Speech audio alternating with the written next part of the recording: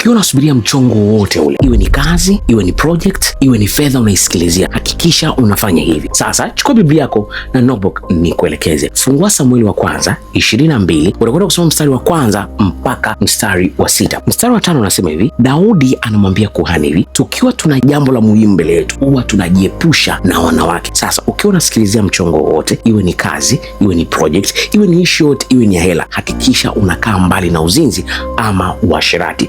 Usije ukakutana na mwanamke ama ukutana na mwanaume ikiwa hampo ndani ya ndoa. Sikiliza, mara nyingi sana shetani akitaka kukunyang'anya fursa yako, atakuletea hisia za kukutana na mtu kimwili ikiwa hauko ndani ya ndoa. Na hata kama ukiwa ndani ya ndoa, shetani atakushawishi wewe utoke nje ya ndoa ili aweze kukuibia kile kitu. Kumbuka, yeye ni mwizi na kazi yake ni kuchinja, kuharibu na kuua. Unakwenda kumwambia Mungu hivi: Baba, katika jina la Yesu Kristo, naomba uweze kunirehemu. Mara nyingi nimekuwa nikifanya uzinzi ama nilikuwa nafanya uasherati na nilikuwa sijui kwamba ni mpango wa adui ili kuninyang'anya vitu ambavyo wewe unaleta kwenye mikono yangu. Sasa nimejua. Ninaomba Mungu wa mbinguni, kama ulivyosema katika Yoeli 2:25 ya kwamba utakwenda kunirejeshea miaka iliyoliwa na lile jeshi lako, naomba ukanirejeshie fursa, ukanirejeshie vitu vyote ambavyo vimekuwa vimepotea. Zamani sikuwa na hekima, lakini sasa hivi nina hekima. Kila kitu kachokiweka mbele ya macho yangu hakitafeli, kwa maana nitahakikisha ninautumia mwili wangu, viungo vyangu vyote kwa ajili ya utukufu wa Mungu na sio kwa ajili ya utukufu wa adui.